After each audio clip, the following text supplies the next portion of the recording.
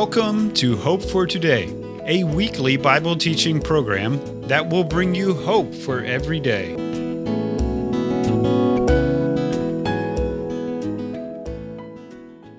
Thank you for listening to Hope for Today. We are honored that you have chosen to be with us for today's lesson. Today, our title is Moses as God's Man, and our passage is the next section of Exodus 34. Before we get into today's lesson, let's think about that title, Moses as God's Man. There was a big job to do, and God used Moses to accomplish it. What about today?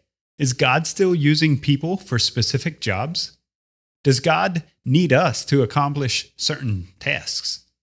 The question is a bit tricky. It's true, there are lots of things we can do for God, and it's good when we want to serve Him in big ways. However, we are foolish if we think God needs us. God doesn't need us, but He does want us to partner with Him and be His servant. So yes, God is using people for specific tasks. And no, God doesn't need us, but He wants you. Are you willing? Am I willing? I like the mindset Mordecai had in the story of Esther, and it's a good example for us. He heard about Haman's plot to destroy the Jews, and he persuaded Esther to go before the king on behalf of her people. Mordecai was convinced God would save the Jews. If Esther was going to be silent, deliverance would come from another place. Then he asked, "Who knows whether you have come to the kingdom for such a time as this?"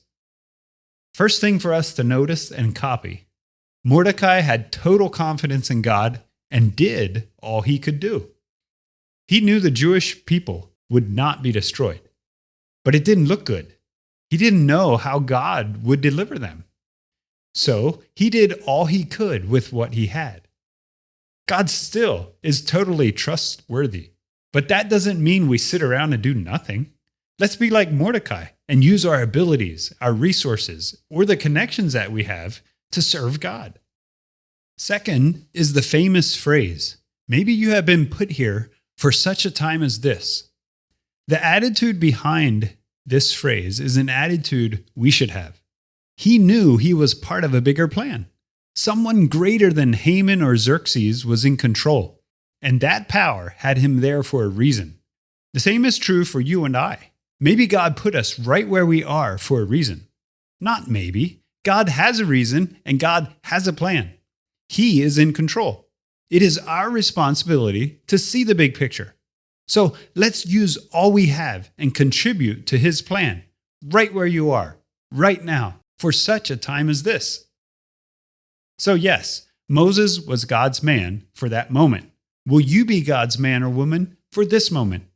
Do you have total confidence in Him and make decisions from His perspective, from the big picture? God doesn't need us, but He wants us, and it's up to us to allow God to use us. So let's be willing and be available. If you can turn to Exodus 34, verses 10 to 17, and let's listen to Bible teacher J. Mark Horst as he teaches the rest of today's lesson.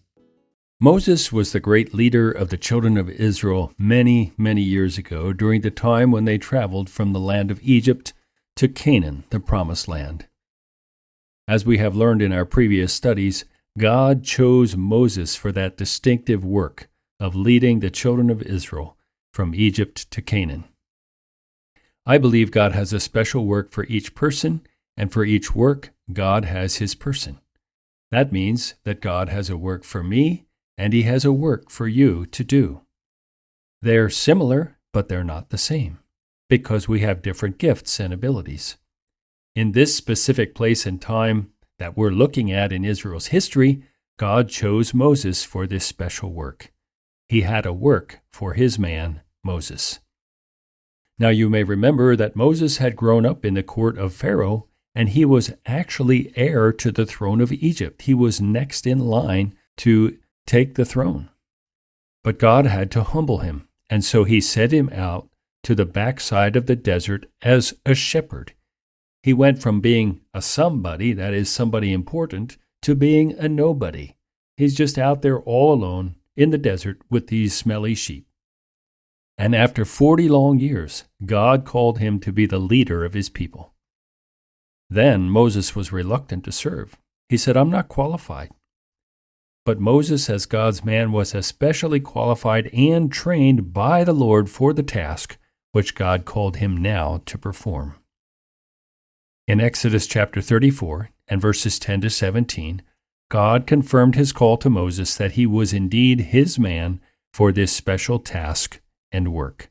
So listen carefully as I read those verses. That's Exodus chapter 34, beginning with verse 10 and reading through verse 17. And as we begin reading, God is speaking. He said, "Behold, I make a covenant before all your people. I will do marvels, such as have not been done in all the earth, nor in any nation. And all the people among you shall see the work of the Lord, for it is a terrible or an awesome thing that he will do with you. Observe that which I command you this day. Behold, I drive out before you the Amorite, and the Canaanite, and the Hittite, and the Perizzite, and the Hivite, and the Jebusite. Take heed to yourself, lest you make a covenant with the inhabitants of the land where you're going, lest it be for a snare in the midst of you. But you shall destroy their altars, break their images, and cut down their groves. For you shall worship no other God. For the Lord, whose name is jealous, is a jealous God. Lest you make a covenant with the inhabitants of the land, and they go a whoring after their gods, and do sacrifice unto their gods, and one call you, and you eat of his sacrifice. And you take of their daughters for your sons, and their daughters go a whoring after their gods, and make your sons go a whoring after their gods. You shall make no molten gods." Here then in this text, God gave final directives to his man, Moses, for his work. The first directive is to observe God's outstanding works. The Lord said to Moses, "I'm going to do marvels. I'm going to do wonderful things." That means he was going to do outstanding works. He said, "Marvels such as had not been done in all the earth or in any other nation." Moses was going to have the opportunity to observe God at work in a particular, special, marvelous way before all of the people of Israel. And the Lord said he hadn't done this in any other nation or among any other group of people. Now, we may wonder, why would God do such an outstanding work among a particular people called Israel? There's a reason for that, a very special reason. God was going to bring forth his word and his will to all the people of the earth through the people of Israel and by the hand of this man, Moses. So God chose this particular man and this particular people to bring his revelation to all the world. That is an outstanding work. Now, we may not know all that God wills to do, just like Moses didn't know all that God was going to do. But we should be ready, like Moses, to behold God's marvelous works, whatever he does. This was preparation for Moses, God's man, to observe his outstanding works. And then the second directive is to obey God's commanding word. God gave Moses, his man, an especially careful command. It had to do with other people. He named a number of different ancient people groups in verse 11.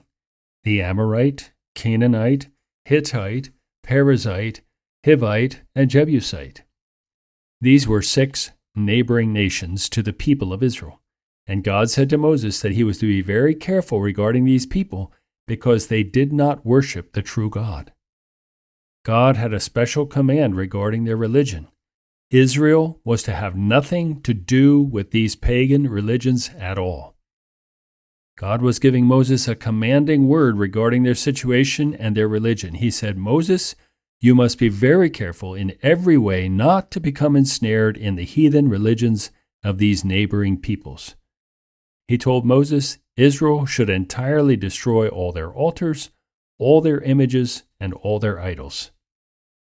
So Moses, as God's man, was to obey his commanding word. And we must also be sure to follow the commandment of the Lord carefully. We should never presume upon the mercy and the grace of God. Like Moses, as God's man, you and I should carefully obey God's commanding word. So the first directive is to observe God's outstanding works. The second is to obey God's commanding word. And the final one is to order God's demanding worship. I see this as an enlargement of the second directive. Notice verse 14. For you shall worship no other God, for the Lord, whose name is jealous, is a jealous God.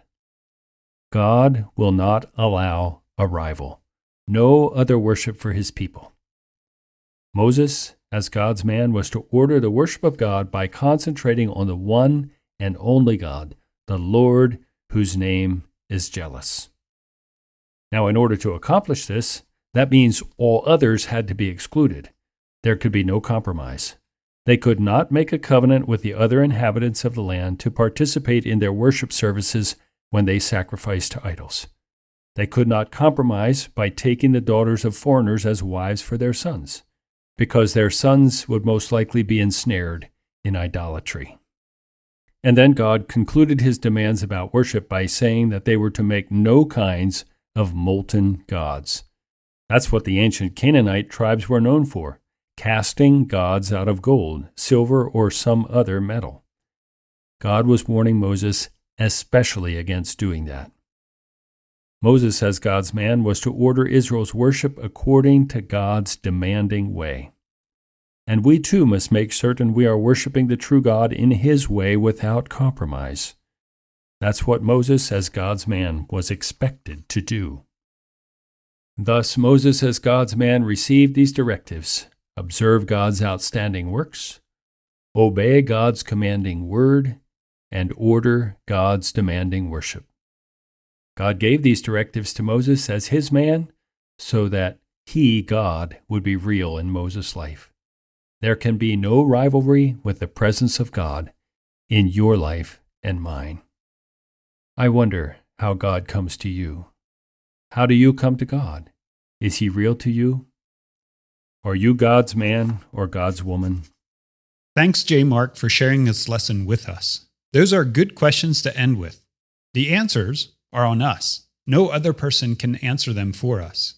I encourage you to think about how you know God. Then, put effort into your relationship with him. If we just let it go, nothing will happen. So don't do that. As you have noticed, we are coming to the end of Exodus. We have been in Exodus just over a year, and now we have 3 more lessons left. After Exodus is finished, we plan to go through the New Testament book of 2 Corinthians. We look forward to this change and hope you will join us for this study. However, if you have questions about today's lesson, or if you'd like a copy of this teaching, please feel free to reach out to us. Here is how you can contact us. The best way is email. Our email is hope@heraldsofhope.org. Our address is Hope for Today, Box 3, Breezewood, PA, 15533. Or you can connect with us on our website. Our website is heraldsofhope.org. On our website, you can listen to other programs like this one. So please look around while you're there. If you go to the Connect tab, you can even message us directly from our website, which again is heraldsofhope.org. Thanks again for joining us this week. This brings us to the end of our program. Lord willing, we will be together again next week. Till then, go with God, and I leave you with the question I asked at the beginning. Will you be God's man or woman for this moment? You are where you are for a reason. Allow him to work in and through you.